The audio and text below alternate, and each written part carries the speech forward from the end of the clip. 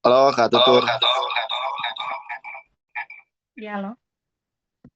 Oke Kak, ya sebelumnya terima kasih Kak Tutur sudah menyempatkan waktu untuk bisa saya wawancarai kembali pada malam hari ini. Dan gimana sebelumnya gimana kabarnya Kak Tutur? Baik, baik. Eh, jadi ini setting waktunya ketika saya magang waktu itu ya Kak, Ya. Januari 2024 berarti. Eh, Sebentar pertanyaannya sedang disiapkan.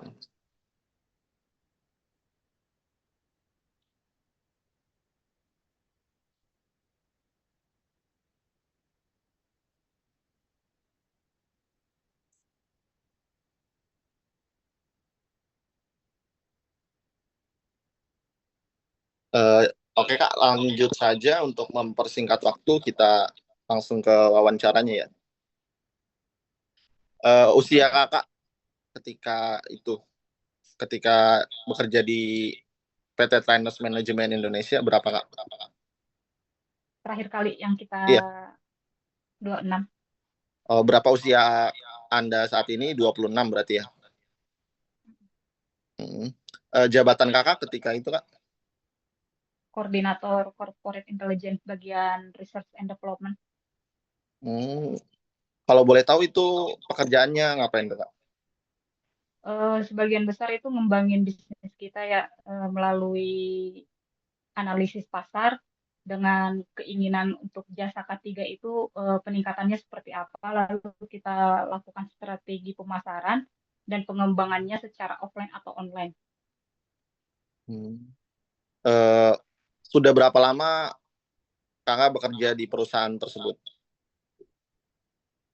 2,5 tahun. 2,5 tahun, ya.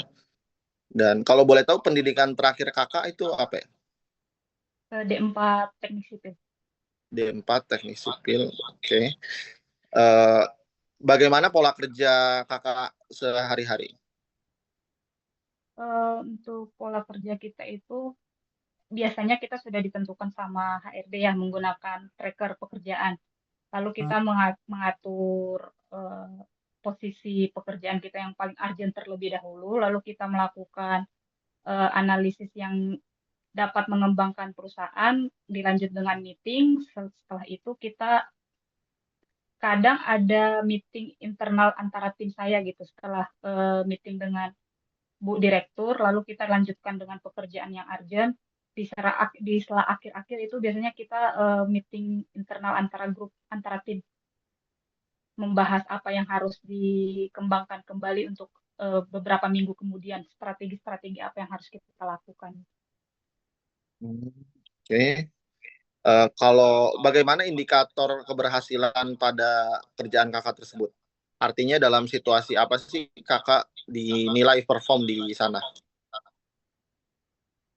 Kalau secara penilaian, kalau kita perform di sebuah perusahaan, pasti kalau bisa menambah nilai jual perusahaan itu ya, seperti kayak kita bisa menarik pelanggan lebih banyak dengan cara strategi pemasaran digital seperti ini, atau secara pro bono, atau secara eh, membangun booth di sebuah acara seminar atau yang lainnya. Jadi kita dinilai secara peningkatan konsumen yang datang ke kita untuk melakukan K3. Kita itu analisis terus melalui iklan yang kita ajukan di ads atau iklan yang kita ajukan di Facebook, lalu secara pro bono, secara eh, langsung juga mengirimkan proposal ke perusahaan-perusahaan. Jadi kita ada penilaian seperti berapa persen secara offline itu kita bisa menarik pelanggan, berapa persen secara online kita dapat menarik pelanggan. Presentasi pelanggan yang datang ke kita, pelanggan baru maupun lama atau repeat order. Oke. Eh, apakah kakak sudah menikah ketika itu? Belum, Belum ya. Berarti belum ada anak juga ya. belum. Oke. Kalau dari segi tuntutan jam kerja, kakak gimana kak? Apakah 9 to 5 atau ada fleksibel yang diterapkan dari perusahaan terkait jam kerja? Kalau kita jam kerja di 8 to 5 ya. Oh, X5. Iya. Mm-mm. Tapi kalau ada hal yang urgent seperti audit, kita Hmm. pasti lembur. Oh, pasti itu pasti ya, Kak. Iya pasti lembur kalau ada audit dari pihak Kemenaker. Oke. Kalau Kakak menggambarkan kondisi kerja ketika saat itu. Kalau ketika saat itu sudah baik ya terkait pekerjaan, terlebih ada sistem Inumuri yang kemarin itu menurut saya Hmm. sudah bagus. Kita juga kan pakai fingerprint, jadi kita tahu pihak HRD juga tahu siapa saja yang lembur dan siapa saja yang tepat waktu menyelesaikan pekerjaannya. Jadi 8 to 5 itu benar-benar diterapkan gitu. Oke. Apakah kerjaannya terasa menyenangkan atau melelahkan?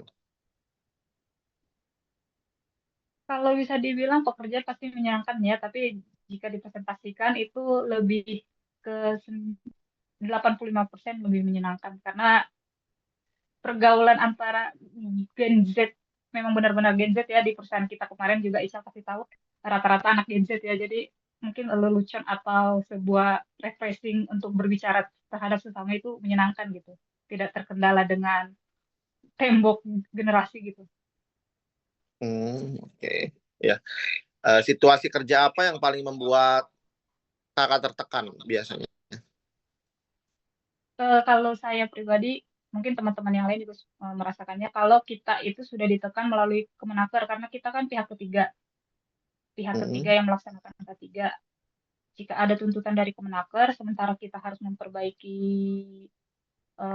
perusahaan seperti mengambil kembali, bukan mengambil, seperti mengajak perusahaan-perusahaan lain untuk melakukan K3, itu sangat berat gitu. Terlebih kalau audit, ada audit, kita juga harus menyiapkan simpro, ada tuntutan juga tim development harus mengembangkan sebuah strategi untuk menarik konsumen baru dan mengembangkan strategi lagi, beda lagi untuk mengambil eh, pelanggan-pelanggan yang repeat order gitu. Kenapa dia tidak repeat order itu pasti tuntutannya bertubi-tubi dia, apalagi kan direktur kan tidak mau tahu kita sibuk apa gitu ya, yang penting harus terlaksana gitu. Oke. Kalau itu kapan biasanya Kakak merasa energi kerja paling menurun? Biasanya kapan? Paling sering itu di akhir bulan dan di akhir bulan, tapi bakal ke awal bulan di antara tanggal 30 atau di tanggal 30 sampai tanggal 5 lah. Itu pasti kita eh, energinya benar-benar turun banget karena kita udah dituntut harus buat strategi baru, menyelesaikan strategi yang sebelum-sebelumnya, improvisasi, menganalisis apa kekurangannya, pasti di situ pasti ditekan banget gitu. Tidak di tengah waktu dari tanggal 29 ke tanggal 5 itu. Oke. Berarti apakah tekanan kerjanya itu muncul setiap hari atau situasional saja dari tanggal-tanggal tersebut saja? Iya, sensasional saja. Di Eh, tanggal-tanggal tersebut aja. Mm, Situasional berarti ya. mm, mm. Nah, kalau kakak sendiri memandang kondisi kerja saat ini gimana? Saat itu? Pada saat itu normal, tapi kadang saya pribadi ya, kalau teman-teman juga nggak tahu. Kalau kebanyakan meeting sama ibu direktur ya setiap hari meeting itu bisa menunda pekerjaan sih sebenarnya, lebih ke menunda pekerjaan. Ada Ya, baiknya saat-saat ya seminggu sekali aja gitu, nggak setiap hari. Karena kan kita juga ada pekerjaan yang harus dikerjakan. Gitu. oke. Kalau pekerjaan mana yang paling menguras tenaga? Pekerjaan harus menyiapkan strategi pro bono sih, karena kita harus datang ke perusahaannya, menyiapkan materinya, menyiapkan strateginya, menyiapkan eh, apa strategi marketing kita biar setelah mereka pro bono secara gratis, karena kan kita harus ke sana, berarti fisik juga harus fit, kita juga harus nyiapin proposal yang memang benar-benar mereka bisa tertarik, jadi kita kesananya nggak sia-sia, udah jauh-jauh misalnya ke ke Banten untuk pro bono secara langsung, tapi mereka nggak ikut K3-nya di kita kan itu bisa membuat pihak manajemen juga marah gitu. Sudah Hmm. menghabiskan tenaga, waktu, dan fasilitas lain, tapi kita tidak bisa menarik mereka sebagai pelanggan itu. Iya. Kalau dari sisi psikologisnya sendiri itu kakak merasa stres atau bagaimana biasanya? Stres sih pasti kepikiran, kepikiran sampai malam yang kayak gak bisa tidur atau takut langkah-langkahnya salah atau strateginya salah pasti stres, pasti stres. Hmm. Dan menurut kakak tingkatan stresnya itu berat, sedang, atau ringan? Eh, berat sih kalau yang di situ pasti berat. Berat. Kalau udah pro bono bagian pro bono. Hmm. Oke. Selanjutnya, apakah ada momen Anda merasa sangat lelah secara mental atau di bagian yang tadi?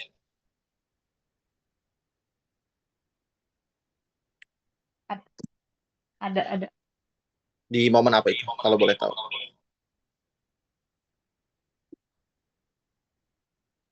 Di momen yang itu tadi yang kita harus menyiapkan pro bono, belum lagi kita harus menyiapkan webinar secara online, terus ada audit itu sangat, aduh itu sangat stres. Atau bisa dibilang overwork kalau ini, overjob dari tugas kakak sebagai corporate intelligence. Ya pasti overwork sih. Iya, itu pasti overwork. Soalnya kan kita juga harus ngebantu tim operasional. Kita kan bagiannya corporate intelligence ya, tapi di bagian pro bono kan kita pasti harus bantu tim operasional. Jadi jam kerja kita juga bertambah, pekerjaan kita juga bertambah. Oke. Okay. Overtime itu kadang juga overtime di saat pro bono itu pasti kita overtime. Nah, ketika overtime apakah dibayar, Kak? Kalau boleh tahu? Dibayar sesuai dengan jam kita overtime. Oke. Okay. Selanjutnya apa yang Anda rasakan saat tekanan meningkat, perasaan atau? Kalau saya lebih gimana ya lebih kebingung sih lebih jadi lebih bingung dan capek capek banget gitu walaupun jam masih di jam 10 tapi stamina kita tuh udah turun jadi kayak kita itu jadi burn out lebih ke burn out gitu jadi pengen cuti kerjaan gak selesai bingung mau ngerjain yang mana lebih ke burn out. Oke, okay, burnout ya. Oke, selanjutnya bagaimana sih penilaian kakak ketersediaan dukungan PT terhadap pencapaian kerja kakak? Dan apakah itu sudah memadai? Kalau kalau memadai belum jujur saja itu belum dari tingkatnya misal dari 1 sampai 10 mereka cuma memadai sampai 7 karena di bagian secara garis besar ya secara langsung aja nih belak-belakan secara materi atau dukungan finansial untuk tim business development ini kurang Mm-mm. karena setelah meeting besar kita lebih tahu kalau perusahaan itu lebih mengutamakan manajemen HRD jadi Mm. untuk tim pemasaran lebih diperkecil lagi untuk skop dukungan finansialnya secara Iya. material. Oh, oke. Okay. Selanjutnya bentuk dukungan dari PT TMI, apa yang kakak nilai paling membantu penyelesaian kerja kakak? Ada nggak? Ada dari TNI itu lebih ke fasilitas seperti orang dan mobil ya, karena kita kan harus perjalanan jauh. Di situ saya terbantu sama TNI itu karena mereka sudah menyediakan supir, support fasilitas mobil tanpa dipersulit, dan dokumen-dokumen yang memang sebenarnya harusnya rahasia, tapi mereka bisa bantu sedikit terkait keterbukaan dokumen untuk perusahaan, untuk bantu kita mencapai target ke perusahaan melakukan pro bono. Oke. Kalau dukungan dari rekan kerja sendiri bagaimana? Kalau dari rekan kerja kita udah ada di bagian masing-masing seperti mereka menyiapkan, kita juga terbantu sih. Kalau saya pribadi sebagai koordinatornya terbantu dengan tim-tim yang lain karena kita kan sudah tersebar di bagian-bagian divisi-divisinya. Seperti dokumen yang dibutuhkan untuk melakukan riset pasar terhadap perusahaan manufaktur, mereka sudah menyiapkan. Lalu kebutuhan apa yang kita perlukan untuk melakukan pemasaran di manufaktur, mereka sebagian sudah menyiapkan, dan strategi pemasaran digital bagaimana yang harus kita lakukan untuk misalnya untuk perusahaan manufaktur itu sangat terbantu, sudah terbagi per masing-masing corporate intelligence gitu. Jadi kita ada 5, masing-masing pasti punya andil di dalam pengembangan perusahaan. Oke. Kalau dukungan dari atasan bagaimana? Kalau dukungan dari atasan lebih ke koneksi beliau. Kita terbantu di koneksi beliau. Jadi kalau kita membutuhkan dukungan seperti pembicara yang sangat terkenal, misalnya pembicara yang sudah sering dipanggil oleh perusahaan-perusahaan Pertamina atau Freeport, karena koneksi dari atasan, jadi kita bisa terbantu untuk mendatangkan beliau atau mengundang beliau sebagai pembicara di webinar yang kita lakukan atau di pro bono yang kita lakukan. Lebih ke koneksi beliau sih kita terbantu. Oke, ya. Eh, apakah perusahaan menyediakan fasilitas istirahat, Kak? Ada. Ada. Selanjutnya, jika Anda mengalami hambatan kerja, apakah Anda merasa nyaman untuk berbagi cerita kepada atasan atau rekan kerja di kantor? Saya lebih ke HRD ya, karena dia sudah mengerti psikologis dari tiap orangnya. Kalau ke rekan kerja saya kurang, kalau sedang stres saya lebih bilang ke HRD, lebih langsung ke HRD. Oke. Bisakah Anda menceritakan pengalaman ketika menghadapi tekanan kerja, Kak? Apakah Anda merasa didampingi atau menghadapinya sendiri? Hmm, saya terbantu sama HRD ya, karena waktu awal-awal di dunia kerja pasti nggak gampang saat kita jadi koordinator di lingkungan yang rata-rata seusia kita. Pasti ada anggapan saya sama, kamu juga sama gitu ya. Jadi mengambil hati mereka untuk mau mengikuti arahan kita sebagai koordinator pasti ada keegoisan masing-masing. Jadi saya sedikit, bukan sedikit, lebih banyak trouble di situ sih, lebih ke menyelesaikan atau mengarahkan mereka yang kadang sibuk dengan pekerjaannya sendiri saat disuruh untuk membantu untuk membantu tim pengembangan, mereka acuh tak acuh. Jadi saya lebih mengutarakan ke HRD, dan beliau juga pasti akan membantu di saat meeting, pasti beliau akan mengatakan saling membantu sesama. Jadi sedikit banyak saya terbantu dengan bantuan beliau sih, HRD. Oke. Bagaimana perasaan Anda ketika stres kerja yang Kakak alami kurang dipahami oleh rekan kerja atau atasan? Apakah pernah gitu? Dan perasaannya bagaimana? Pernah, kalau pernah rasanya kesel gitu, kesel, merasa merasa lelah, kita nggak dianggap, tapi kita harus tetap kerja. Eh, jadi imbasnya ke pekerjaan itu kita lebih jadi, ya kalian nggak bantu ya saya ngerjain seadanya gitu. Jadi kita nggak ngasih hasil yang maksimal. Jadi acuh tak acuh hasilnya bagaimana, saya jadi merasa ya udah, ini karena saya ngerjain sendiri ya seperti ini, kalian mau apa gitu, jadi lebih acuh tak acuh. Oke. Selanjutnya tadi di awal kan udah nanyain indikator keberhasilan ya, Kak. Dalam situasi apa Anda dinilai perform di sana? Kita lanjut. Apakah menurut Kakak KPI ini realistis untuk bisa dicapai, Kak? Realistis, kalau menurut saya realistis, karena kan saat pihak HRD juga menentukan KPI, kita melakukan rapat internal. Hmm, oke.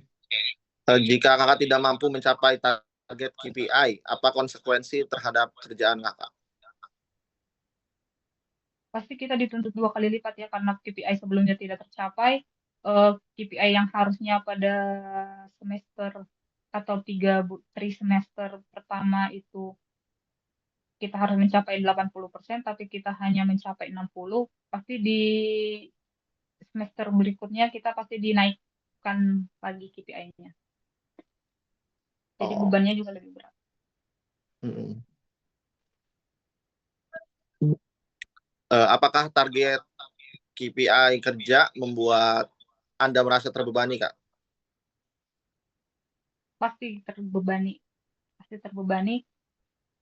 Lebih ke tengah waktunya apakah mencapai, eh, supply dari perusahaan juga atau sangat membantu. Kita lebih memikirkan durasi, lebih durasi untuk mencapai itu. Apalagi kalau ditambah dengan pekerjaan-pekerjaan lain yang tiba-tiba kan lu cukup membuat kita kebingungan menentukan skala prioritas. Oke. Apakah ada pembinaan dari perusahaan dalam artian pelatihan atau pengembangan, atau hanya punishment saja yang Ada langsung di... ada pengembangan dan Ada? Oke. ada Jika ada, pernahkah Anda mendapatkannya, Kak? pernah. Jika pernah, waktu itu apa sih penyebabnya menurut kakak sehingga kakak gagal mencapai KPI?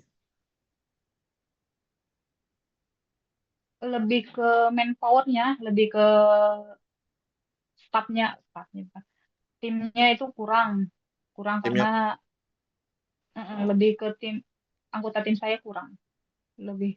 mm, apakah hal ini sudah disampaikan ke manajemennya, Kak? Kalau boleh tahu. Dan Sudah, respon manajemen sudah. bagaimana kait ini? Respon manajemen kemarin itu mereka sudah melakukan apprentice ya untuk menambah tim juga. Oke. Balik lagi, hal apa yang dinilai paling berat dari KPI? Beban kerja yang terlalu banyak atau tenggat waktu kerjanya, Kak? Yang paling pendek. Tengah waktu, lebih ke tengah waktunya. Lebih ke tenggat waktu berarti. Oke. Apakah Anda merasa overwhelmed dengan tuntutan KPI-nya, Kak? Jika iya, penyebabnya dan bagaimana biasanya kakak cara mengatasinya? Em, Terkait itu pasti overwhelmed ya, tapi saya lebih ke ini sih, lebih ke eh kalau memang belum tercapai kita pasti pengajuan untuk, karena kan kalau di sana untuk lembur itu harus diajukan dulu. Pasti kita untuk mencapai itu kita mengajukan lembur supaya Hmm. tenaga juga tidak sia-sia dan kita juga dibayar. Cara mengatasinya mau tidak mau saya harus paksa tim saya untuk lembur Oke. untuk mencapai itu. Kalau dari segi kesehatan sendiri, kakak pernah merasa sakit setelah bekerja kewalahan, Kak? Pernah, pernah. Hmm.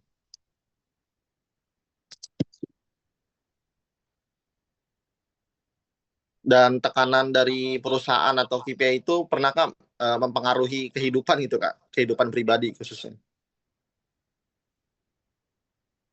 Pernah, pernah ya, apalagi waktu libur atau cuti saat KPI belum tercapai pasti kita di teror ya, diteror, Oh, di ditelepon oleh perusahaan. Jadi keganggu sama kehidupan pribadi juga. Itu pasti. Ditanyakan bagaimana eh, kelanjutannya atau gimana progresnya, pasti itu ditanya. oh, itu ketika sedang cuti, Kak, tetap ditanyakan. Iya, iya. Berarti kakak bisa dibilang eh, cuti dalam keadaan stres gitu. Iya, Stresnya cuti bawa karena stres, ya. tapi tetap aja. Selanjutnya, apakah kakak pernah mengalami konflik peran saat bekerja, kak? Jadi peran kakak di luar sama kerjaan jadi konflik gitu. Em, Peran di luar maksudnya di kehidupan pribadi. Iya, di kehidupan pribadi misalnya.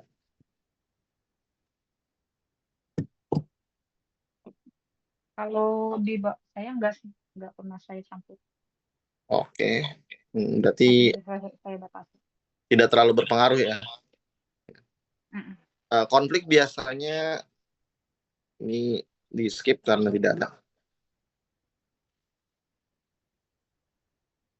Menurut kakak lingkungan kerjanya saat itu oke ya kak dalam mendukung kinerja kakak kalau dari segi fasilitas, Kalau segi fasilitas iya, kalau manpower kurang. manpower kurang. Selain itu kak yang Hmm, kurang. finansial, finansial, dukungan finansial ke tim kita ya. Oke, finansial berarti. Berarti budgetnya itu sangat ngepas berarti kak. Mm-mm. Kan kita saat meeting kom, saat kom itu setiap departemen itu mengajukan rincian biaya yang dibutuhkan dalam dalam 6 bulan pertama semester itu ya, di semester satu semester itu kita budgetnya pasti di press ya, karena pihak manajemen ke lebih aware ke tim human resource Oke. terkait pengembangan karyawan dan perekrutan. Kondisi kerja kakak sendiri mempengaruhi mood kakak nggak ketika bekerja. Iya, pasti kondisi. Kalau saya, maaf ya, kalau untuk perempuan kan pasti ada saat-saat menstruasi ya, pasti itu moodnya acakan. Bacaan iya. Biasanya situasi kerja yang membuat anda nggak nyaman kak.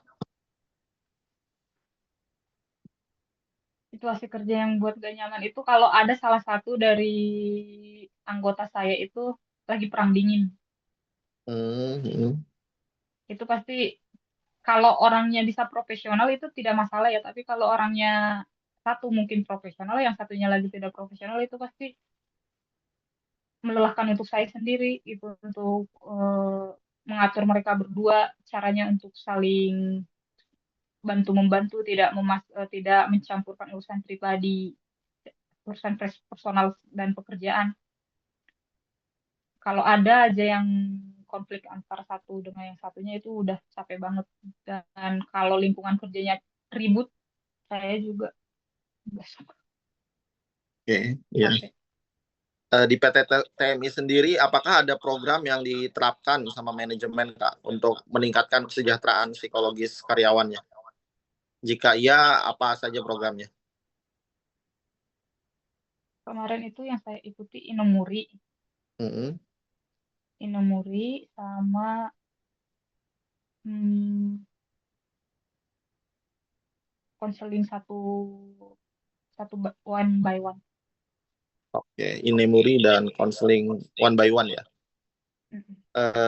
Bagaimana Kakak menilai efektivitas dari program tersebut Kak? Ap- Untuk Inomuri itu bagus ya, menurut saya bagus karena banyak dari kita Inomuri itu kan istirahat sejenak bersama-sama ya, tidak Mm-mm. melakukan aktivitas lain. Itu bagus karena kadang kan kelelahan dari tim kita itu butuh tidur, dibantu dengan program itu mereka lebih fresh dan bisa lebih fokus untuk ngerjain pekerjaan yang mungkin sebelum-sebelumnya mereka lupa atau eh, jenuh. Jadi mereka setelah melakukan Inomuri bisa lebih produktif. Oke. Eh, Menurut Kakak apa sih yang perlu diperbaiki dari program Inemuri tersebut? Apakah jamnya harus diubah atau durasinya kurang? Eh, menurut saya itu jamnya sih lebih diubah. jamnya? Mm-mm. Misalnya Kak, contohnya? Kan kita inemuri dari jam 12 ke jam 1 ya. Jam dua Hmm. belas ke jam 1 kita minta bantuan di office boy untuk saat makan siang itu pasti di setelah jam 1 kita makan siang. Jadi kayak kebalik gitu. Malah kan cenderung orang Indonesia itu setelah makan baru ngantuk ya. Mm-mm. Harusnya diubah aja gitu, setelah makan siang baru inemuri, bukan inemuri dulu lalu makan siang. Oh, berarti jam inemurinya dari jam 12 sampai jam 1, Kak? Bukan jam satu Iya, sampai jam setengah 2? enggak, enggak. Enggak. Dari jam 12 sampai jam 1. Oh, bukannya tambahan gitu, Kak, dari jam 1 sampai malah kebalik ya jadi makan itu ya? Dari kebalik. Hmm. Kakak sendiri tahu inemuri itu dari mana, Kak? Pernah dengar? Sebelumnya belum sih. Cuman kemarin kan sudah disosialisasikan oleh pihak manajemen Human Resource ya untuk dilakukan program itu. Jadi kita semua tahunya saat sudah disosialisasikan. Oke. Pendapatnya tadi bagus ya terkait inemuri ini. Seberapa sering Kak mengikuti inemuri tersebut? Dalam 1 minggu kerja misalnya, berapa kali mengikuti inemuri? Setiap hari kita kan melakukannya setiap hari. Setiap hari. Oke. Hmm, apakah frekuensi mengikuti inemuri bisa berbeda ketika periode kerja tertentu? Misal kalau lagi target tinggi nih atau deadline mepet, jadi kakaknya ikut atau enggak biasanya? Ya, berpengaruh ya. Pasti kalau kita lagi banyak-banyaknya yang harus dikerjain, otomatis kita nggak ikutin muri. Bahkan setelah selesai kerja, kita tetap masih kerja. Sampai contohnya seperti audit ISO dari Kemenaker, saya kerjanya dari jam 8 sampai jam 3 pagi. Oh, berarti kakak ikut inemuri di situasi tertentu aja ya kak? Karena kalau lagi Iya, di saat benar-benar tegang. mm, situasi kerja seperti apa yang biasanya mendorong Anda memutuskan mengikuti inemuri? Kalau lagi kosong atau bagaimana? Nggak kosong-kosong banget sih waktu target kita udah mencapai nih. Dan pekerjaan saya masih bisa, oh oke, saya ikutin Inamuri, oh juga pekerjaannya bakal selesai hari ini. Saat pekerjaan saya yakini bisa selesai di tengah waktu yang saya targetin, misalnya 3 hari, ini Hmm, benar-benar bisa terjalani di 3 hari, bisa ditargetin 3 hari. Jadi saya tetap ikut Inamuri, karena Inamurinya menurut saya nggak akan ngeganggu produktivitas saya. Oke. Jadi ada faktor tertentu nggak kak yang membuat kakak lebih sering atau jarang mengikuti inemuri? Selain tuntutan pekerjaan. Kalau kalau saya pribadi, eh, orangnya kan, kalau anak-anak yang lain mereka setuju dengan Inamuri karena mereka orangnya yang mudah tidur siang ya. Kalau saya lebih Hmm. ke orang yang nggak suka tidur siang gitu. Jadi waktu Inamurinya lebih saya pakai untuk refreshing, menonton podcast atau yang lain. Kalau Oh, frekuensi jarang atau seringnya, mungkin cuma saya yang paling jarang ikut Inamuri, yang lainnya pasti Inamuri. mm.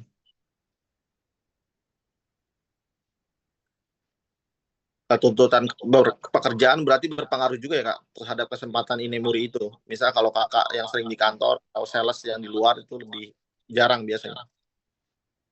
Iya, benar.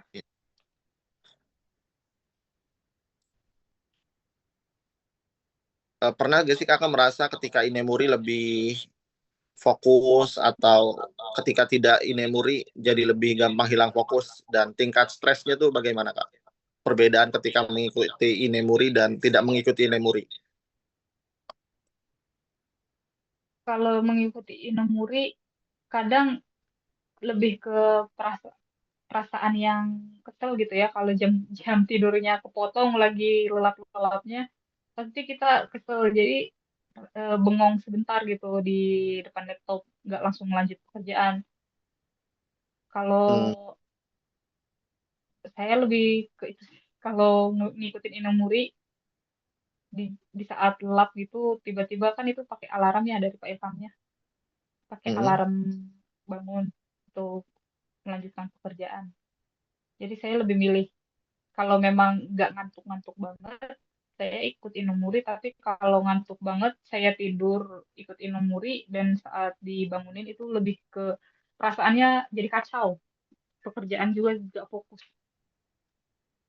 Oke. Mm. Apakah dinilai efektif Kak untuk menurunkan stres kerja kalau bagi Kakak atau tidak efektif? Kalau menurunkan stres, efektif sih, efektif. Efektif. Mm. Ada masukankah apa yang perlu ditingkatkan dari program Inemuri tersebut agar lebih efektif meningkatkan kesejahteraan? Tadi kan Kakak pusing ya kadang. Lebih ke perubahan jamnya dari setelah makan siang jadi sebelum makan siang, karena kan eh, habitnya orang Indonesia itu setelah makan lebih ngantuk ya, Benar. lebih ngantuk. Terus durasinya mungkin menurut saya lebih dipersingkat aja gitu. Oke. Jangan kelamaan. Malah kalau terlalu lama, orang-orangnya udah pada lelap, dibangunin malah bengong, nggak langsung kerja. Baik. Jadi dipersingkat aja waktunya. Dipersingkat. Apakah Kakak paham dengan jelas tugas dan tanggung jawab Kakak terhadap divisi intelijen itu, corporate intelligence? Paham. Paham. Pernah terjadi kebingungan nggak Kak, mengenai kerjaan apa yang harus dilakukan gitu?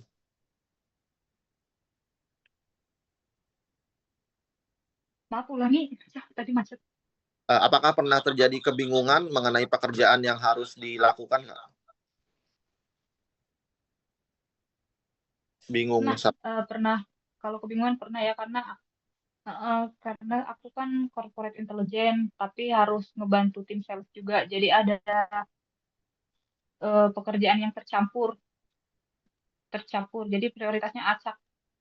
Kita Oh. kan udah nentuin skala prioritas tuh, Hmm, tapi ditimpa lagi dengan pekerjaan sales yang memang berkaitan dengan corporate intelligence. Jadi di iya, saat itu pasti saya kebingungan gitu mengatur skala prioritasnya. kebingungan. Oke. Apakah Anda menerima arahan kerja yang jelas Kak dari atasannya? Apakah atasan selalu jelas gitu memberi arahan? Kalau selalu jelas pasti enggak ya. Hmm, Pasti mereka ngasih arahan itu sesuai dengan apa yang mereka inginkan. Sementara kita yang melakukannya pasti kan kita tahu apa yang aktualnya di lapangan gitu.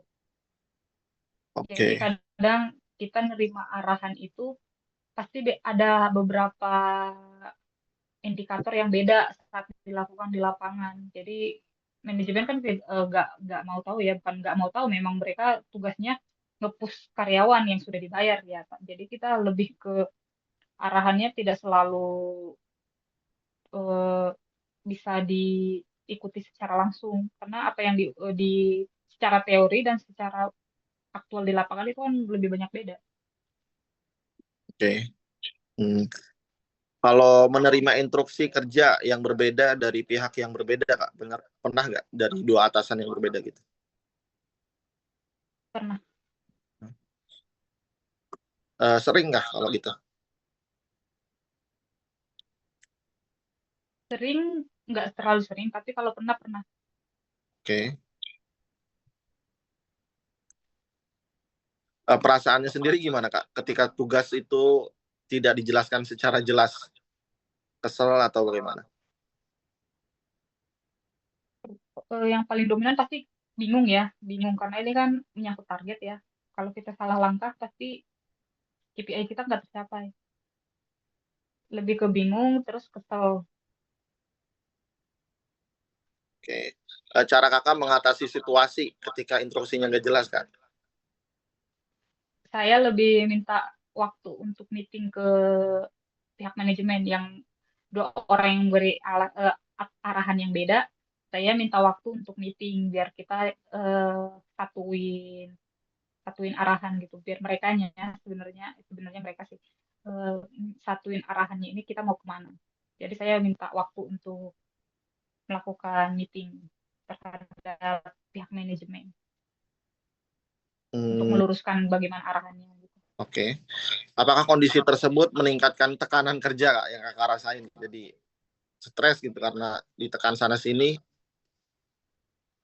Pasti pasti stres ya karena kita udah ngerjain yang salahnya kan waktu kita nggak make sure arahan dari dua orang itu kita ngerjain yang menurut kita benar dan menurut pihak manajemen A orang yang A itu benar tapi yang orang B itu salah. Jadi kita Hmm, harus ngulang lagi kan, ngerevisi lagi strategi dan cara-caranya dan gimana mengaturnya. Itu pasti memakan waktu lagi. Pekerjaan yang lainnya tertinggal. Kita masih harus ngulang itu lagi. Jadi untuk menghindari hal tersebut, mending langsung aja kita lakuin meeting biar arahannya satu. Karena pasti stres lagi kalau ngulangin lagi, tapi beda orang, beda pendapat. Yang ini benar, ini salah gitu. oke, selanjutnya. Apakah kakak merasa dihargai kak dalam interaksi kerja sehari-hari? Nah, iya pasti merasa Nah, dihargai, merasa nyaman kak bekerja dalam tim? nyaman. Nyaman. Apakah pernah terjadi ketegangan komunikasi dalam pekerjaan? Pernah. Nah, oke. Kalau perbedaan pendapat sendiri sering atau enggak kak dalam pekerjaannya? Perbedaan pendapat saya sama tim saya, sama Mm-mm. manajemen.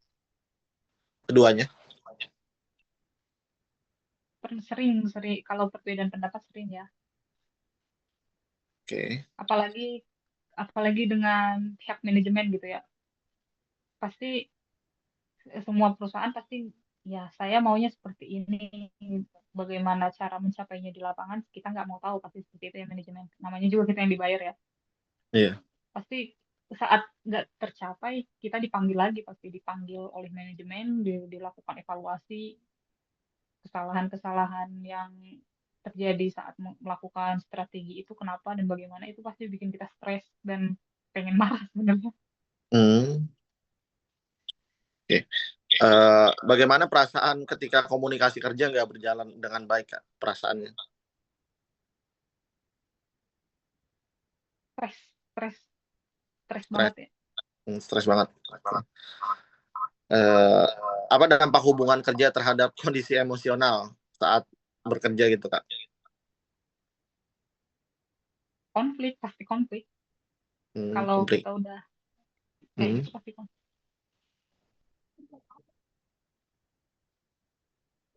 Biasanya responnya dalam situasi yang kurang nyaman, kakak cenderung gimana?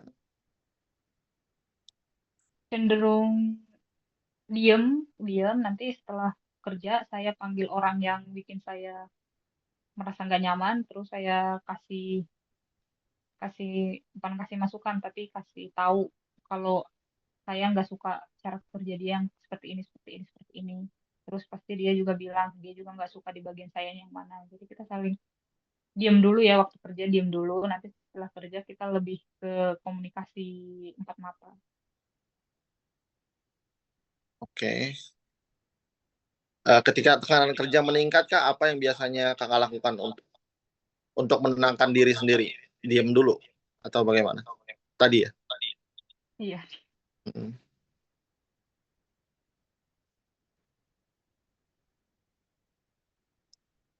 Bagaimana perubahan perasaan kakak setelah mengambil jeda singkat dari kerjaan kak ketika ada konflik-konflik tersebut? lega tapi tetap kepikiran. Lega. Ya. Dalam situasi apa sih kak? Kakak merasa paling membutuhkan jeda mental saat bekerja gitu kak? Saat udah burn out kayak pekerjaan itu semua harus saya ngelakuin misalnya dari manajemen ini harusnya bukan bukan anggota kamu yang ngerjain ini harus kamu biar tahu milestone-nya itu bagaimana kalau udah ditekan begitu dari sana sini lebih ke burn out sih. Oke, lebih ke burnout ya. Setelah mengatur emosi, apakah kakak merasa lebih siap menghadapi kerjaan kembali kak biasanya? Belum, saya ngajuin Belum. cuti. Eh, Kayak saya ngajuin cuti dulu ke pihak manajemen biar saya bisa pastikan diri saya sendiri ya. Karena kita kan nggak bisa kerja kalau banyak pikiran, jadi saya lebih minta cuti dulu ke manajemen, saya tenangin diri dulu biar nanti saat kerja bisa lebih fokus ngejar semuanya. Oke. Terakhir, apakah istirahat singkat atau inemuri ini, power nap, membantu kakak mengurangi ketegangan mental tersebut biasanya? Iya, em, sangat membantu ya. Hmm. Jadi kita bisa rileks waktu lagi waktu pikirannya lagi acak-acakan, ada Inumur ini kebantu gitu karena kita bisa istirahat sejenak, rileks sejenak. Oke. Mungkin sekian kak untuk wawancaranya pada malam ini. Terima kasih Kak Tutur sudah menyediakan waktunya untuk saya wawancarai kembali. Semoga sehat dan sukses selalu. Ada yang mau disampaikan Kak? Apa ya? Sukses terus ya, Chan. Iya, Sampai seterusnya. Tutur, saya izin.